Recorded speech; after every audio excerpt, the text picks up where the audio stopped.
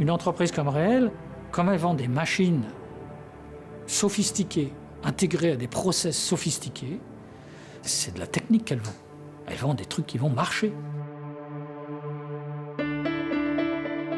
Réel a jamais laissé tomber un projet, pas fini comme il faut, etc. Ça nous a coûté du sang, des larmes et de l'argent pour certains projets, mais on est toujours allé au bout, on a toujours fini ce qu'on avait dit qu'on ferait, on a toujours obtenu les performances qu'on devait obtenir, même avec de la souffrance.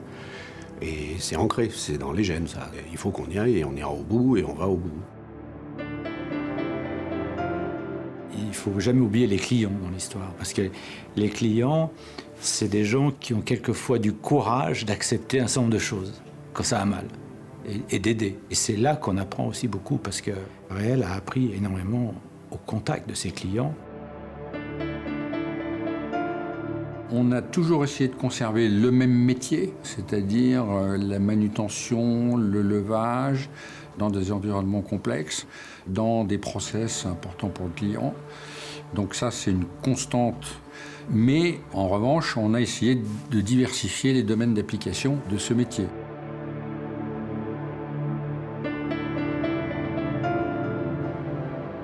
Les galons, on s'en fout un peu, et c'est bien l'expertise technique qui prime et qui mène un peu la danse dans l'entreprise. Donc du coup, ils y ont vraiment leur place. Et je pense que pour l'instant, on a quand même beaucoup plus d'exemples de greffes qui ont très bien pris, et au contraire, de jeunes qui ont tendance à évoluer plutôt plus vite que les générations d'avant, que l'inverse. Donc oui, non, moi je suis très positif.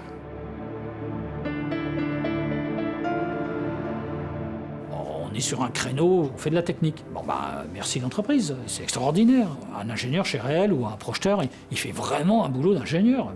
Il est toujours en train d'essayer de s'améliorer, il n'a jamais assez de compétences.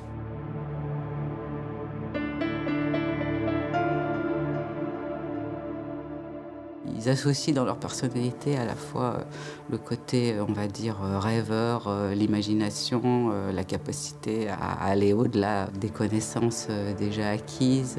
Tout est possible. Et puis quand même cette capacité à maîtriser toujours le détail, parce qu'à la fin, il faut bien qu'elle soit pensée suffisamment dans le détail pour fonctionner. Et puis au fur et à mesure qu'on avance, on doit être à l'écoute de l'environnement. Quand tout le monde est à l'écoute de l'environnement et qu'on intègre ça comme dans notre façon de penser en termes de retour d'expérience, ben oui, on est prêt.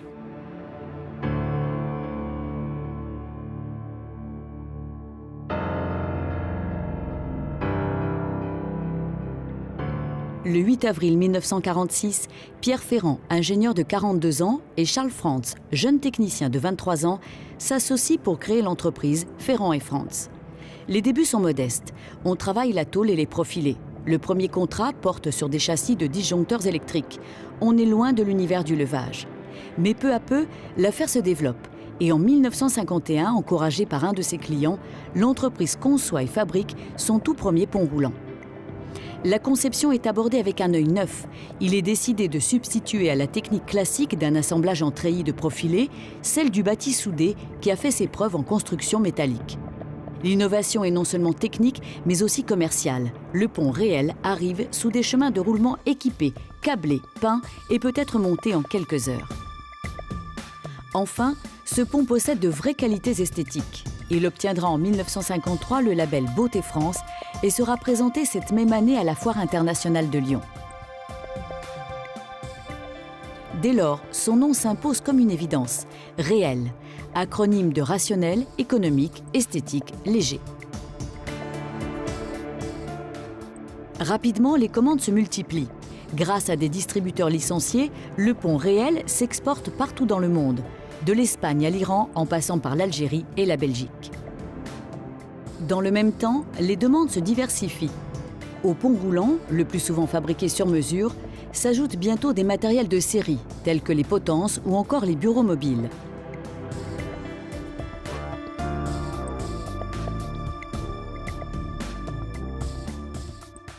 Le destin de l'entreprise bascule lorsqu'en 1956, Charles Frantz apprend par un article du Progrès, quotidien lyonnais, qu'une centrale nucléaire est en train de se construire à Marcoule, dans le sud de la France. Depuis quelques jours, la France, avec la pile G1 de Marcoule, qui est en passe de devenir l'un des plus importants centres atomiques d'Europe, produit de l'électricité d'origine nucléaire. La France est donc le premier pays de l'Europe continentale de l'Ouest à produire de l'électricité à partir d'une centrale atomique. Atomique, je ne sais pas trop ce que ça voulait dire, mais enfin atomique, ça faisait bien. Je me suis retrouvé à Marcoule et on a obtenu la commande d'une petite potence qui desservait G1. Ce premier contrat et ceux qui vont suivre pour G2 et G3 permettent à l'entreprise de se faire une place dans le secteur du nucléaire. Et de nouveaux équipements lui sont bientôt commandés par le CEA, le Commissariat à l'énergie atomique. Mais l'entreprise est présente sur d'autres secteurs. Ainsi, en 1959, le Jumbo fait son apparition. Il est conçu par Ferrand et Franz pour aider au percement du tunnel du Mont Blanc.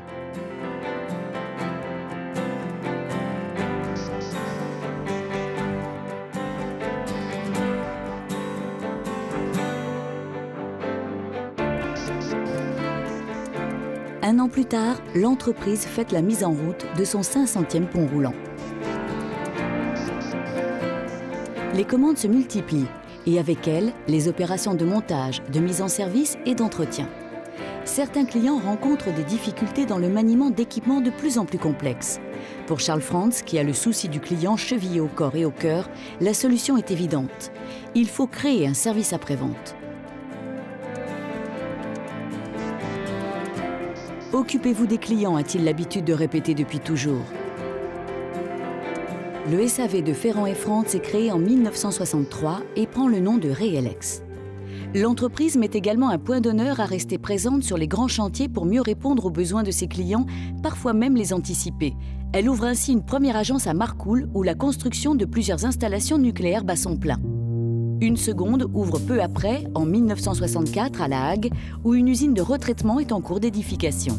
À la fin des années 1960, Ferrand et Franz se lancent à la conquête d'un secteur industriel qu'elle n'a encore jamais pénétré, l'aéroportuaire.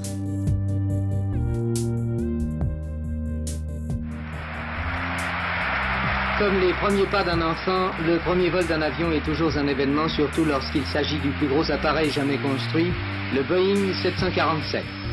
Long de 70 mètres, haut comme une maison de 5 étages, il pourra transporter dès la fin de l'année 490 passagers à 900 km/h sur 8000 km. L'intérieur rappelle, paraît-il, une salle de cinéma.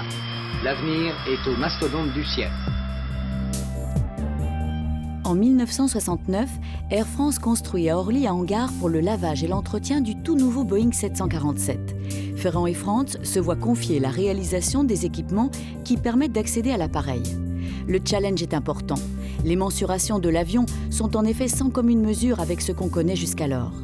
L'entreprise lyonnaise propose un système de téléplateforme de travail suspendu capable de pivoter à 360 degrés et relié au chariot par un mât télescopique hexagonal. C'est une réussite. Rapidement, elle se fait un nom dans le secteur aéroportuaire et commence à exporter son savoir-faire. Espagne, Arabie Saoudite, Afrique du Sud, Canada, Japon, les années 70 sont riches en succès commerciaux. Mais la décennie est surtout marquée par le formidable essor de l'industrie nucléaire. En 1970, Framatome, mandaté par EDF, lance la construction de 2 réacteurs REP 900 MW à la centrale de Fessenheim. En 1972, 4 autres sont lancés pour la centrale du Bugey.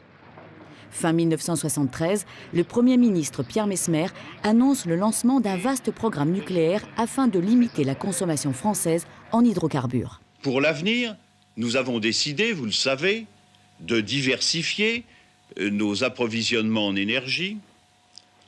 Ainsi, nous avons décidé d'accélérer le programme de réalisation de nos centrales d'électricité nucléaire. C'est dans ce contexte que l'entreprise, qui a pris le nom de Reel, se voit confier à partir de 1974 la conception, la fabrication et le montage des machines de chargement du combustible pour 6 réacteurs. Et là, on a délivré des machines 900 à un rythme on ne verra plus jamais, puisqu'on est arrivé à en livrer 4 par an, tant que je me souvienne. Alors on ne livrait pas tout le système, on livrait que les machines de chargement. Ça se faisait dans l'usine de Villefranche, où avait été construit un puits d'essai. Et c'est des machines quand même assez rudimentaires, puisqu'il n'y avait pas d'automatisme à l'époque. Et c'était plutôt une réussite, puisque ça s'est bien passé. Ces commandes inaugurent ce qui sera le cœur de métier de Reel pour les 30 années à venir. C'est le début d'une incroyable aventure industrielle. En tant que fournisseur d'EDF et Framatome, Réel est en première ligne. À partir de 1978, l'entreprise franchit un nouveau cap en fabriquant les machines de chargement des réacteurs 1300 MW. Ce sont les premières à intégrer des automates. Ces automates, d'ailleurs, c'était les premiers et ça marchait mal. C'était même une très grande difficulté de mise au point. Et chez Réel, il n'y avait pas la compétence. À tel point qu'on a dû faire installer chez nous un des ingénieurs de télémécanique à l'époque. Et c'est comme ça, petit à petit, qu'on a considéré qu'il fallait se mettre aux automatismes pour pouvoir déjà maîtriser ce qu'on avait à faire. Pendant 10 ans, les ateliers de l'usine de Villefranche-sur-Saône tournent donc à plein régime. Réel gagne, en un temps record, une expertise et une notoriété qui dépassent les frontières. Entre la France, la Chine et l'Afrique du Sud, l'entreprise va livrer au total quelques 66 équipements de chargement du combustible. Parallèlement, elle travaille pour les usines de retraitement du combustible à Marcoule, puis à La Hague. Sur ce site, qui va connaître une expansion formidable au cours des années 80, Réel installe rapidement une agence qui profite de sa proximité avec son client, la Cogema, pour remporter de nombreux contrats. Parmi les plus importants, on trouve les ponts perches qui équipent les piscines d'entreposage du combustible. Des réalisations complexes, difficiles à la fois techniquement et financièrement, mais qui installent Réel comme un équipementier de référence sur le secteur. Le développement de la filière nucléaire en France a propulsé Réel dans une nouvelle ère. Et c'est dans ce contexte que Charles Frantz prend la décision de transmettre les commandes de l'entreprise. Il a 65 ans, il ne veut pas s'éterniser aux commandes et souhaite que son fils Philippe puisse s'exprimer pleinement. Le mot d'ordre, tout s'apprend. Philippe, il a appris son métier de président avec une ténacité qui était impressionnante, quoi. Nombreux sont ceux qui se rappellent les négociations de certains contrats au forfait. Quand vous avez pris un contrat au forfait, il faut aller jusqu'au bout. Et c'était bien dans la culture de Réel d'aller jusqu'au bout du dossier, mais ça s'est fait au prix de pertes extrêmement importantes. Et donc, il a fallu négocier et avoir une oreille extrêmement compréhensive de notre client pour pouvoir se sortir de ce très très mauvais pas. Lors de ces années sensibles, Réel renforce une conviction souvent répétée par Charles Frantz sur l'importance de la rigueur en termes de gestion de projet. C'était de la comptabilité analytique au début, quoi, mais ça s'est vite transformé en une vision à terme du projet, quoi, et pas seulement où on en est aujourd'hui, mais aussi on a avancé sur les notions de partage, d'outils communs, de partage de ressources, partage de méthodologie à l'intérieur du groupe, mais l'esprit, il est là depuis longtemps. Durant ces premières années, où Philippe Frantz est à la manœuvre, le nucléaire continue de tirer l'activité de Réel. C'est l'époque des premiers arrêts de tranche pour visite décennale. Les équipes de Réel y prennent une part importante, en procurant à EDF une assistance technique aux opérations de déchargement et de rechargement. Ce sont des équipes de montage, principalement des équipes de l'usine, qui, au fil de l'eau, ont créé l'envie, en tout cas auprès du client, d'avoir des équipes d'arrêt. C'est un service de maintenance complètement différent, donc avec ce qu'on appelle les arrêts de tranche, donc pas de maintenance pendant une grande période et des arrêts de maintenance sur certains sites. À cette même époque, l'entreprise travaille pour l'usine Melox, qui fabrique le combustible MOX. Réel fournit des prestations variées, à commencer par les emblématiques boîtes à gants qui permettent de manipuler ces pastilles de combustible. Quant au portique de Cherbourg réalisé en 1994 pour la Cogema, il s'impose comme une des réalisations phares de la décennie.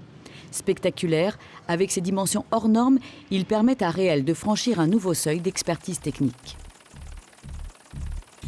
Bon, ouais, jusqu'en 1998, il y a quand même 90 ou 95% de son marché qui est lié au nucléaire, alors au sens large, et puis un peu dans l'aéroportuaire, mais toutes les opportunités pour se diversifier ont toujours été saisies. Réel se tourne donc vers d'autres secteurs industriels, la cimenterie et l'incinération des ordures ménagères, pour lesquelles elle réalise des ponts entièrement automatisés. Réel fait également quelques incursions remarquées en montagne avec l'aménagement du Funitel à Val Thorens ou encore la réalisation du téléphérique du Pic du Midi de Bigorre dans les Pyrénées.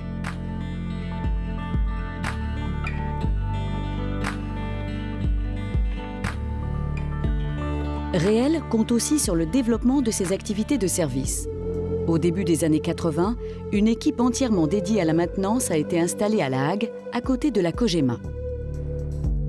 Le schéma de maintenance devait évoluer vers des gens de maintenance pure, d'entretien, on va dire, vers des personnes qui allaient faire du service, c'est-à-dire s'approprier le matériel et surtout développer une maintenance en connaissant le matériel et en surtout les aidant à faire de l'exploitation, parce que les appareils rentraient vraiment dans un process de fabrication. Mais c'est un tournant important de Réel aussi, parce que c'est la première fois qu'on s'est installé durablement chez un client. L'équipe qui a été développée, à l'époque poussée par Charles Frantz, est une équipe qui a plu au client et qui lui a permis de construire l'avenir et la suite avec eux. En se positionnant comme concepteur-mainteneur, Réel gagne des contrats de maintenance de long terme qui permettent de créer un cercle vertueux. L'entreprise bénéficie grâce à ces contrats de retours d'expérience qui apportent des pistes d'amélioration en conception et en fabrication. 1996 marque un tournant pour l'histoire de Réel. Cette année-là, la PME française qui fête son 50e anniversaire devient un groupe international en faisant l'acquisition d'une entreprise canadienne, COH. Au-delà d'acheter une entreprise, ce qui était bien, c'est qu'on achetait un observatoire sur un continent dans lequel on n'était pas. Ce qui nous a intéressé, c'est qu'au fond, COH faisait exactement le même métier que Réel, c'est-à-dire il faisait des ponts roulants, mais pas du pont roulant standard, des ponts roulants spéciaux pour des applications particulières. Donc c'était vraiment une approche sur le plan technique et sur le plan du process industriel qui était extrêmement similaire. COH, installé au Québec, est spécialisé dans les équipements de manutention pour l'industrie automobile, la cimenterie, l'hydroélectricité et l'aluminium. Une diversification bienvenue en ces temps où Réel voudrait faire baisser le poids du nucléaire dans son chiffre d'affaires. Il apparaît bientôt que l'aluminium en particulier recèle un potentiel intéressant. Mais il faut un nom, une réputation pour s'imposer dans ce secteur. C'est chose faite avec le rachat de NKM en 1999. Le savoir-faire reconnu de cette société néerlandaise dans la conception de ponts de four à cuire et de machines de manutention permet à Réel de décrocher un premier gros contrat. Chaque fois qu'on a fait des acquisitions, en tout cas quand il s'est agi de COH ou de NKM Neul, les premières années ont été largement au-delà de nos espérances. Ça s'est très bien passé. Bon, je pense qu'il faut avoir un petit peu de chance, mais on l'a eu chaque fois. Les années suivantes, le pôle aluminium se consolide au sein du groupe. 2002 voit la naissance de NKM Neul Special Cranes, joint venture entre NKM et le département des ponts spéciaux de Neul, une entreprise allemande très présente sur le créneau de l'électrolyse. En 2002, 6 ans après le rachat de COH, la taille du groupe a plus que doublé et près du tiers des effectifs se trouvent désormais à l'international. Parallèlement à ses efforts d'internationalisation, Réel consolide son activité en France et fait une percée dans le secteur de la défense nationale.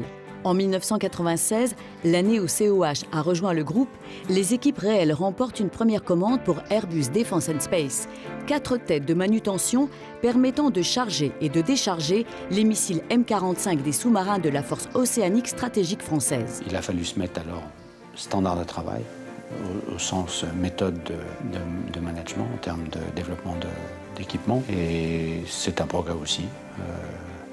C'est-à-dire qu'il y a toute une méthode de développement, de conduite de projet qui est très élaborée, où on doit justifier de manière permanente qu'on atteint les objectifs de conception. Et puis après, il y a eu le programme M51. Dans le programme M51, on a rapidement grimpé dans l'idée qui se faisait de nous par rapport à leurs fournisseurs habituels.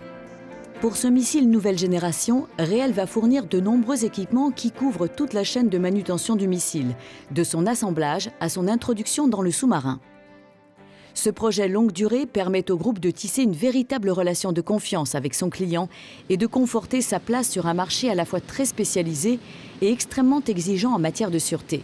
En 2002, une nouvelle filiale est créée, Axo, dédiée à la surveillance et à la réparation des grandes installations industrielles nucléaires. La même année, rachat d'ATEA à Nantes, une filiale de Framato Mareva spécialisée dans la fabrication d'équipements pour l'industrie nucléaire. Ils faisaient les transferts et je me suis dit, faisant la machine de chargement, les transferts, est-ce qu'il y a dans le bâtiment combustible, on fera des systèmes. Et faire des systèmes, c'est très intéressant dans la relation du client parce qu'il a il n'a plus de facilité, quoi. Il achète une chaîne complète, il n'a pas à gérer les interfaces. Et ça s'est révélé être vrai. Et au début, ça a été un mauvais achat parce qu'on n'avait pas de charge. La charge dans le nucléaire au début des années 2000, 2002, 2003, c'était très mauvais. On démarrait les années, on n'avait pas de carnet de commande. Et on s'est retrouvé avec Statea en plus à charger, et je crois qu'on a eu 3-4 années difficiles. Là, pour le coup, on perdait de l'argent. Mais l'histoire a fait qu'au moment du redémarrage, ça nous rendait forts. En ces années 2000, l'entreprise, pleinement consciente de l'importance des hommes et des compétences au service de son développement, va lancer plusieurs chantiers structurants. Il y avait deux axes principaux, c'était à la fois la création et l'accompagnement à un niveau important de l'activité service. Il y avait de gros besoins en matière de ressources humaines et à la fois de recrutement, d'accompagnement, de formation. Et puis la même chose pour la diversification technique, parce que c'est quand même pas tout à fait la même chose de travailler sur des machines d'aluminium ou sur des machines de chargement de combustible en centrale nucléaire. En 2005 et 2007, les équipes se lancent ainsi dans la fabrication du poste de manutention de combustible, des racks et des guides de grappe pour Olkiluoto et Flamanville 3. En 2006, Réel signe un contrat pour la fourniture des postes de manutention du combustible des 2 nouvelles tranches de la centrale nucléaire de Lingao en Chine. Et en 2011, elle sera retenue pour équiper 10 autres centrales chinoises. Réel décroche aussi de nombreux contrats auprès d'EDF pour la modification des machines de chargement lors des visites décennales. Des opérations qui visent à améliorer la sûreté et les performances des équipements. Ce contrat, qui s'échelonnera de 2006 à 2014, fournira à l'activité maintenance une charge régulière et conséquente, validant ainsi le modèle Réel. On essaye de développer cette notion de constructeur maintenance qu'on retrouve dans l'ensemble des parties du groupe, que ce soit chez Sowash au Canada, que ce soit avec NKM0. On est constructeur d'appareils de manutention et je dirais que c'est logique pour certains clients dont les appareils de manutention sont une préoccupation, de se dire avec un constructeur, j'ai quand même des chances d'avoir un appareil qui soit bien maintenu et que le constructeur puisse l'aider en tout cas au quotidien à bien utiliser cet appareil. Dans le secteur de l'aluminium, la croissance est forte jusqu'en 2008 et Réel s'affirme comme un acteur de premier plan. Cette période est marquée par la création de filiales à l'international qui permettent au groupe de renforcer son activité sur place en étant plus proche de ses clients. NKM0 Sibir en Russie, NKM0 Venezuela, NKM0 Xiamen en Chine. Le but, c'était effectivement d'alimenter le marché chinois, mais en fait, il s'avère qu'on n'a jamais obtenu de licence pour pouvoir être présent sur le marché local. L'usine chinoise a été et reste, je dirais, un fournisseur interne du groupe à 80 ou 90%. Cette internationalisation à marche forcée au cœur des années 2000 coïncide avec la période la plus intense de recrutement et l'arrivée de la fameuse génération Y dans l'entreprise. Il ne faut pas passer à côté. Il faut les intégrer, et que déjà dans l'entreprise, on a 3 ou 4 générations qui cohabitent. Il faut juste que les gens se comprennent les uns les autres. On a exactement le même souci, compte tenu du caractère international de Réel, en matière de culture des différents pays qui composent Réel. Il faut avoir compris les différences culturelles, les avoir intégrées, ne pas porter de jugement de valeur en se contentant de les comprendre, de se dire bah oui, ils pensent comme ça, ou ils pensent pas comme ça, ou ils pensent autrement, sans juger, mais juste pour essayer de comprendre de mieux se comprendre derrière. Et pour aller encore plus loin et se donner les moyens de relever l'enjeu des compétences, Réel va s'engager dans la création d'une véritable école. On s'est dit, il faut qu'on arrive à inculquer un petit peu aux nouveaux arrivés, pas forcément que des jeunes d'ailleurs, des gens un peu ce métier du levage, par exemple changer un câble de levage, c'est une opération qui n'est pas du tout apprise à l'école. Les gens peuvent avoir une formation technique, peuvent avoir une formation électrique, puis du bon sens surtout, mais encore une fois, en leur montrant les bons gestes, les bons sujets. Alors, du coup, on a créé cette école avec un cursus de formation. Tous les formateurs de l'école Réel sont des professionnels exerçant ou ayant exercé une activité dans l'entreprise. Ça permet d'avoir des formateurs qui sont formés, c'est l'inverse, on les forme à être formateurs, à savoir conduire un stage, mais ils ont déjà la technique, ils ont déjà le fond dans leur activité professionnelle. Ce qui fait une grande richesse de ces stages, et effectivement, les salariés peuvent poser des questions à l'infini, parce qu'ils ont en face d'eux des vrais professionnels qui connaissent le sujet et qui peuvent répondre à toutes les questions. Je pense que c'est une force. C'est très reconnu par les clients. Et maintenant, on a développé un petit volet formation client.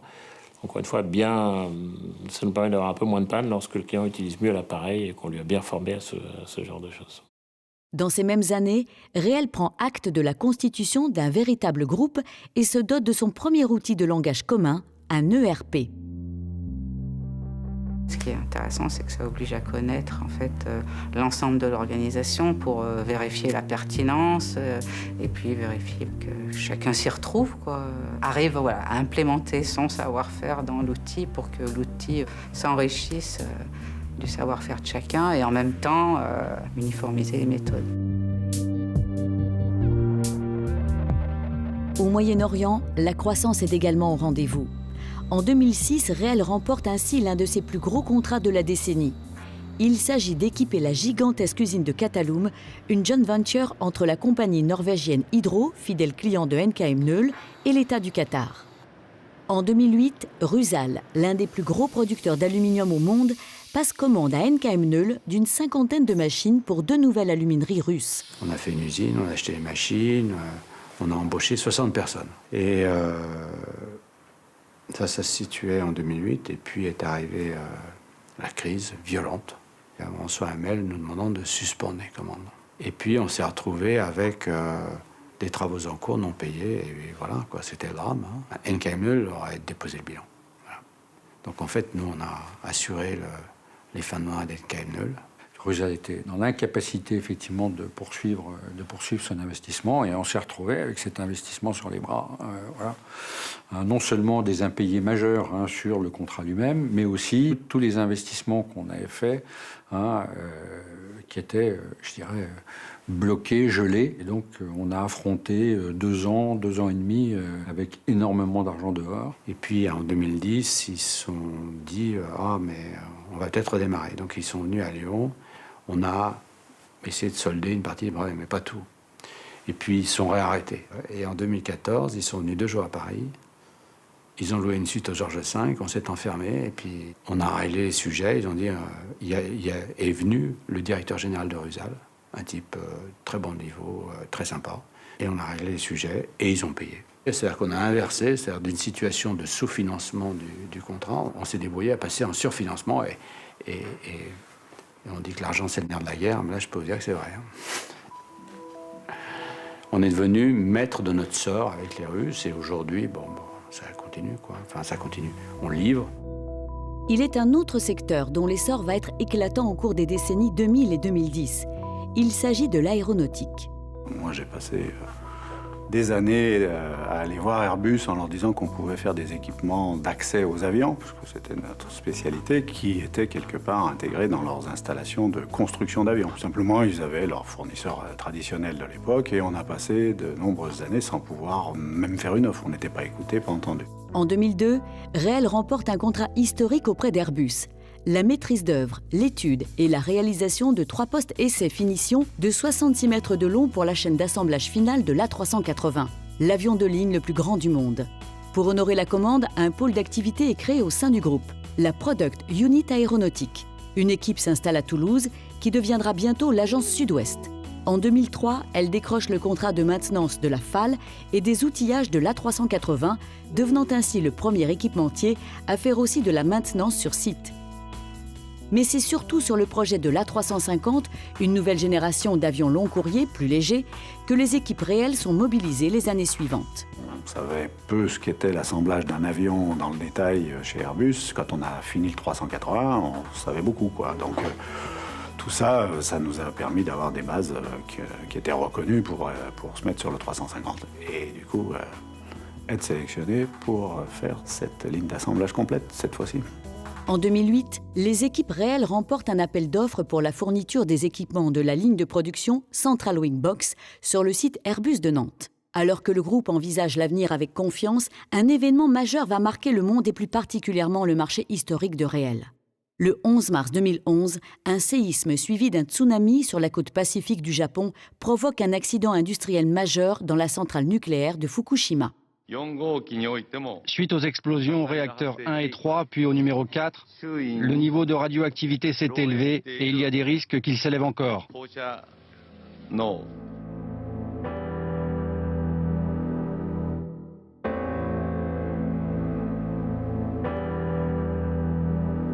L'accident remet en cause certains dogmes de l'infaillibilité de la sûreté nucléaire.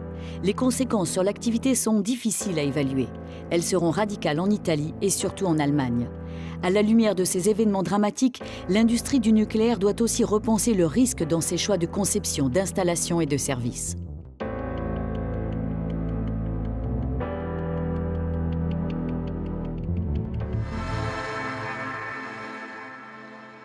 Dans cette même année, Reel amorce un nouveau tournant dans son histoire en acquérant Imeca, entreprise positionnée sur le secteur du offshore. Nouvelle diversification, nouveau champ d'action, mais forte synergie des métiers. Les deux entreprises pratiquent le levage et toutes deux possèdent une solide expertise dans la mise en œuvre de systèmes complexes. C'est beaucoup des compétences très semblables, voire identiques à celles qu'on pratique. Mais globalement, c'est quand même des métiers qui sont similaires aux nôtres et où on peut d'abord comprendre leur métier, leurs problématiques, et puis aider, et puis flexibiliser des équipes, etc. En faisant entrer Imeca dans son giron, Reel s'agrège les compétences d'un acteur incontournable de l'offshore. Imeca, quant à lui, va disposer grâce à Reel d'une capacité financière décuplée qui va lui permettre de gagner des appels d'offres restés jusqu'alors hors de portée, faute d'avoir une taille critique. Rapidement, Imeca gagne plusieurs commandes pour des tours de pause destinés à opérer dans un environnement en grande profondeur. Mais voici qu'en 2014, les cours du pétrole s'effondrent. Du côté des producteurs, les investissements sont stoppés. À l'usine de La Rochelle, l'activité diminue sensiblement. On a déclenché un investissement assez important, puisqu'on a construit une usine qui a coûté 10 millions d'euros.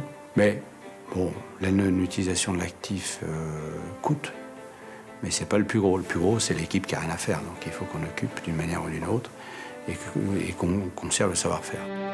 Ces aléas pèsent bien sûr sur les résultats, mais ils ont aussi valeur de prise de conscience devant la succession des crises depuis 2008. La difficulté de tout ça, c'est qu'il y a de plus en plus de crises et que tout ça nécessite une agilité de l'entreprise et, pour dire les mots qui fâchent, une flexibilité des salariés de l'entreprise de plus en plus forte.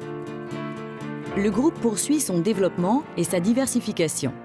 En 2015, le pôle aluminium est renforcé par l'acquisition d'Alesa. Ça a été relativement rapide. Il y a un an, c'est-à-dire en mai 2015, on ne savait absolument pas qu'il y avait un processus de vente et que ce processus de vente pourrait nous impliquer.